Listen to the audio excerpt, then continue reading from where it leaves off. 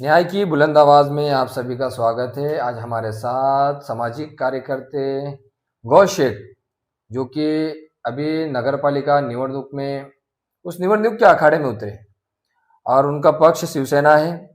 Gosse भाई, मैं ज़्यादा बात नहीं करते हुए आपसे एक सवाल पूछूंगा कि ये जो शहर का जो विकास है, विकास डेवलपमेंट के नाम से जो अभी तक हम देख रहे हैं, चर्चा हो रही है कि वो बोलता है मैंने इतना विकास किया, सामने वाला बोलता है मैं इतना विकास करूंगा। ये आश्वासन पे आश्वासन चढ़ रहे हैं। इस बारे में आपका क्या बोलना है? देखो, अपने को 25 या 30 साल से अपने को आश्वासन दे रहे। अपने को यहाँ महीने में 3 महीने में हर एरिया का काम करके दूंगा, ऐसे आश्वासन अपने आजी माजी आमदार ने दी। और अपन मैं तो गऊ का और परतूर शहर का गऊ और मोंडा विभाग का ये चीज़ बताऊंगा कि भाई अपने को विकास मोंडे के नाम पे और गऊ के नाम पे लोगों ने अपने को सिर्फ बताया, अच्छा, बांटा गया। बांटा गया। और विकास मोंडे में होया इसकी कोई शक नहीं है। और अपने मुस्लिम एरियाओं में इसलिए विकास नहीं हुआ कि अपने लोगों ने वोट करे नहीं जिस तरीके से करना था। और वोट अपन ने जिसको दिए, अभी तक की भी जो वोट अपन ने 25 साल से जिसको देते हुए आए, उसने सिर्फ अपने को आश्वासन देते आया। अच्छा। और आज वो आश्वासन ये दे रहे कि हम सत्ता में है। इसकी क्या गारंटी हो सत्ता में होने के बाद भी परतूर शहर का डेवलपमेंट होगा?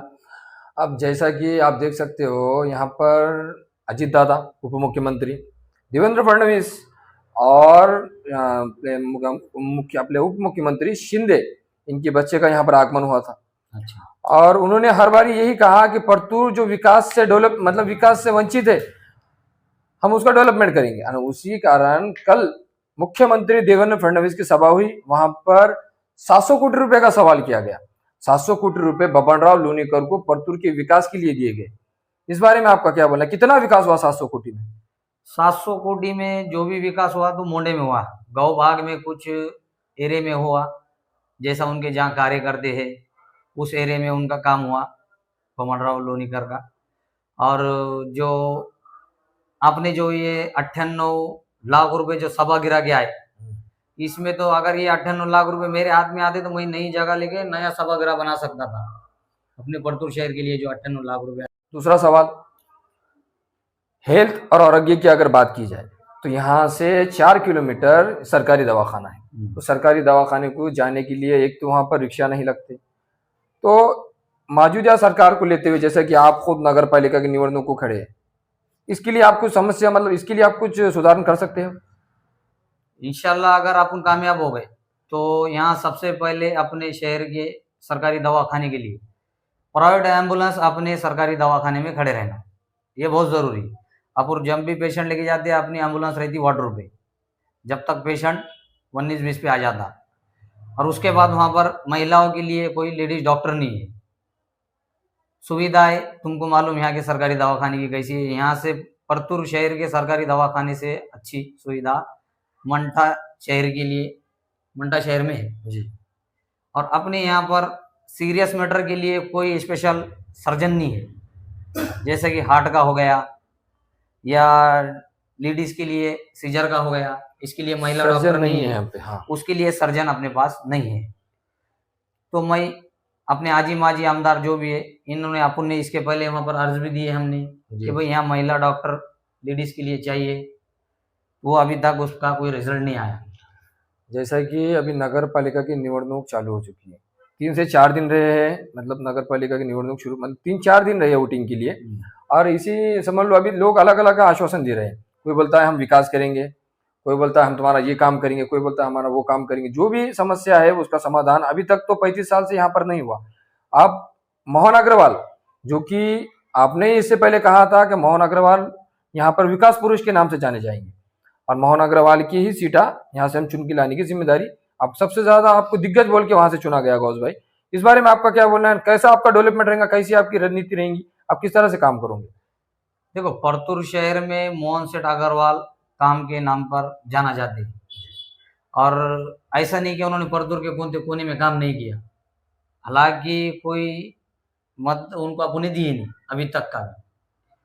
और आप जो है परतूर शहर में जो यूनुस कॉलोनी जानी जाती है, अभी तक उसको 4 से 5 साल में कोई पहचानता नहीं था यूनुस कॉलोनी है बोल के। 35 साल से अपन ने जिसको दिए, 25 साल से जिसको वोट दिए हमने, उसने वहां पर एक ट्रैक्टर मुरुम अभी तक नहीं डाला, ना उधर देखने को नहीं आया।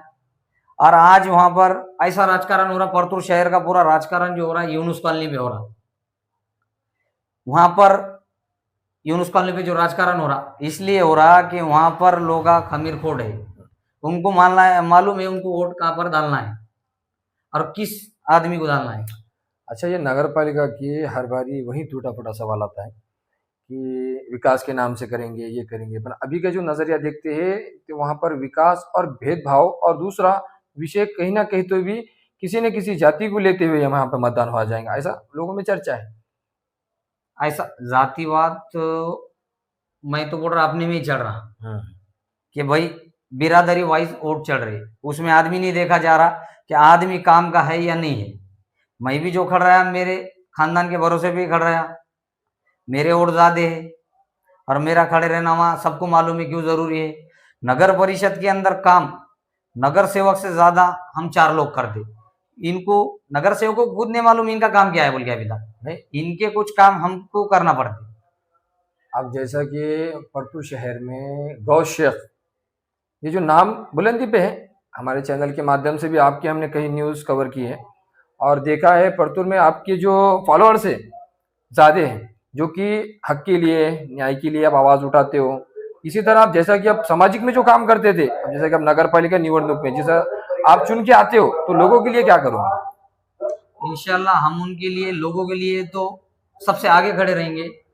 अभी तक भी जो तुमको नियम कायदे कानून ये लोगों को नहीं मालूम, इन्होंने नहीं बताया, हमको इसके अंदर की ABCD अच्छे से मालूम है, कुछ तरह की कहाँ खड़े रहना है और कहाँ नहीं खड़े रहना है। इसके बाद से हम तो तैयार रहेंगे, पब्लिक को मालूम है। हम मेरे पास तो आश्वासन है नहीं, मगर मैं आवाम के वास्ते पहले नंबर पे खड़े रहूंगा इंशाल्लाह, और खड़े रहते आया हूँ मैं। ये थे हमारे साथ गौशेख। ऐसे ही न्यूज़ के लिए देखता रहिए न्याय की बुलंद आवाज़ न्यूज़ नेटवर्क।